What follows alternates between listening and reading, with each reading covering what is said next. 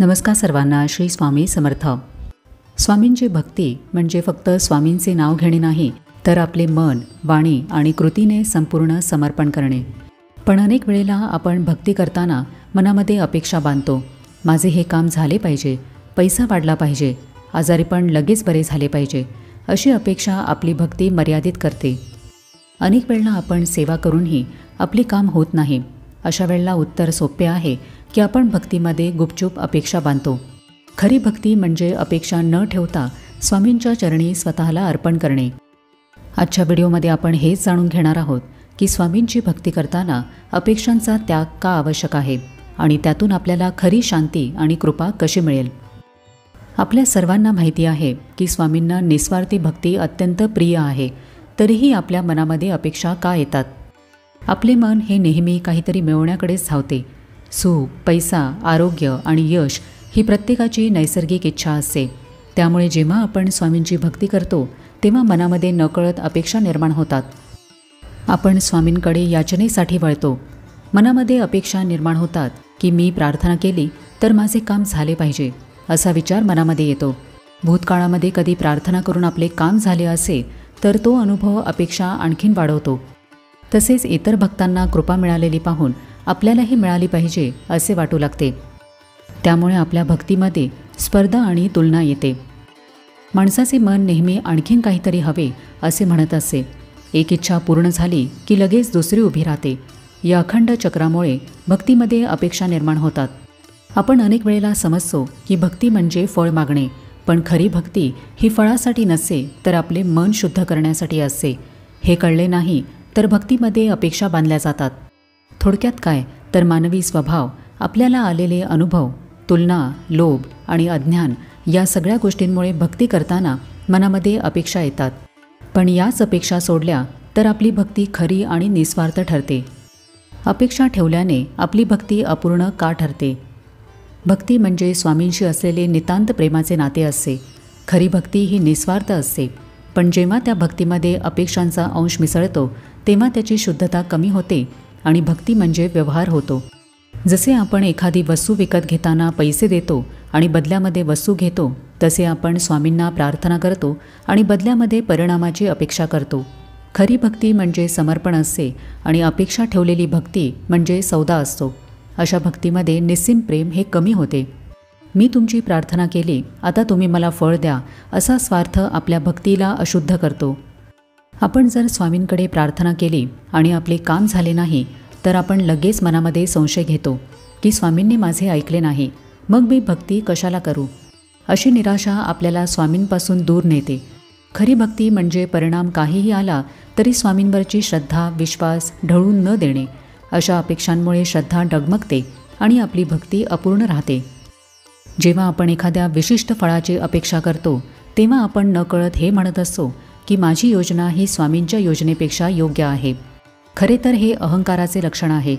स्वामी जाणतात की कोणत्या क्षणी कोणत्या भक्ताला काय द्यायचे आहे. पण अपेक्षांमुळे आपण त्यांच्यावरचा विश्वास कमी करतो.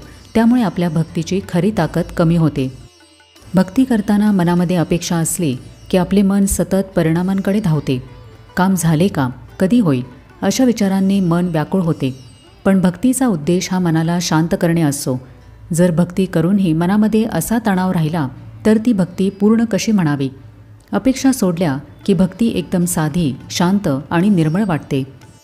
भक्ती म्हणजे नामस्मरण, प्रार्थना, ध्यान यामधील गोडवा अनुभवणे.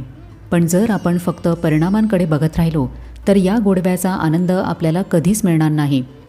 एखादा भक्त रोज स्वामींचे नाम घेतो, पण त्याला वाटते की हे घेतोय कारण मला नोकरी मिळालीच पाहिजे.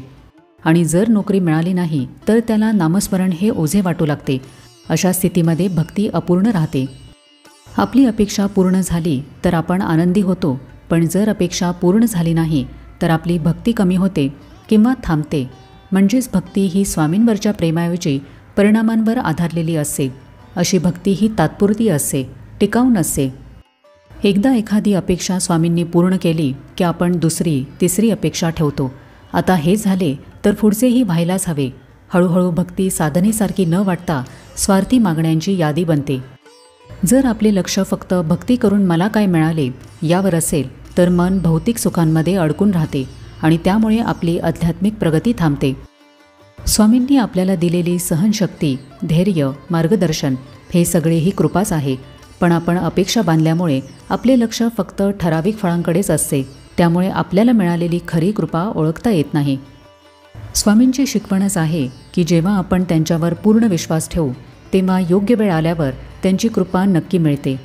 म्हणजेच फळावर लक्ष न देता आपण आपल्या भक्तीवर लक्ष केंद्रित केले पाहिजे.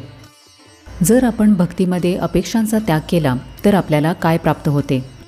मनःशांती आणि समाधान. अपेक्षा नाही म्हणजे चिंता नाही. जेव्हा आपण अपेक्षा सोडून भक्ती करतो तेव्हा आपली प्रार्थना ही परिणामांसाठी नाही तर मनाला शांत करण्यासाठी होते. आणि शांतता हेच पहिले मोठे फळ असते.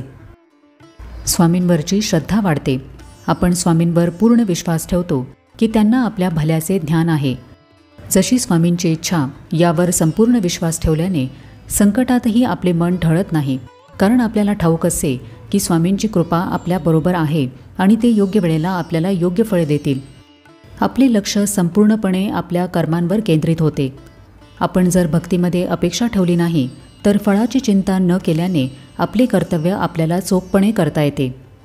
आपले लक्ष फक्त आपल्या कर्तव्यावर केंद्रित राहते. हीच खरी कर्मयोगाची शिकवण आहे. अनपेक्षित कृपा मिळते. जेव्हा आपण स्वामींकडे काहीही न मागता सेवा करतो तेव्हा स्वामी स्वतःहून आपल्याला योग्य ते देतात. अनेक भक्तांचे अनुभव आहेत की मी काहीच मागितले नाही पण स्वामींनी माझे आयुष्यच बदलून टाकले. कोणतीही अपेक्षा न ठेवता केलेल्या भक्तीतून मिळणारी कृपा ही अधिक आनंददायी आणि समाधान देणारी असते. भक्ती करताना अपेक्षा सोडल्या की आपली खऱ्या अर्थाने आध्यात्मिक प्रगती होते. आपले मन शुद्ध होते आणि भक्ती खरे स्वरूप घेते.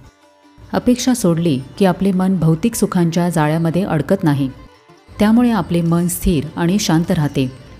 अपेक्षांचा त्याग केल्यावर आपली भक्ती व्यवहारातून प्रेमामध्ये आणि अटीमधून समर्पणामध्ये बदलते. यामुळे आपले मन शांत राहते, श्रद्धा अढळ होते, कर्मयोगाची ताकद मिळते आणि स्वामींची कृपा अनपेक्षितपणे आपले जीवन समृद्ध करते. म्हणूनच लक्षात ठेवा की महाराजांची भक्ती करताना अपेक्षांचा त्याग हा अत्यंत महत्त्वाचा आहे.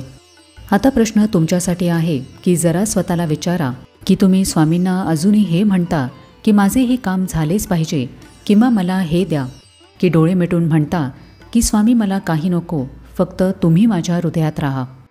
तुमचे उत्तर ठरवेल की भक्ती अपूर्ण आहे की पूर्णत्वाला पोचलेली आहे. तर कसा वाटला आजचा व्हिडिओ हे मला कमेंट करून नक्की सांगा. आपण भेटूया आता पुढच्या व्हिडिओमध्ये.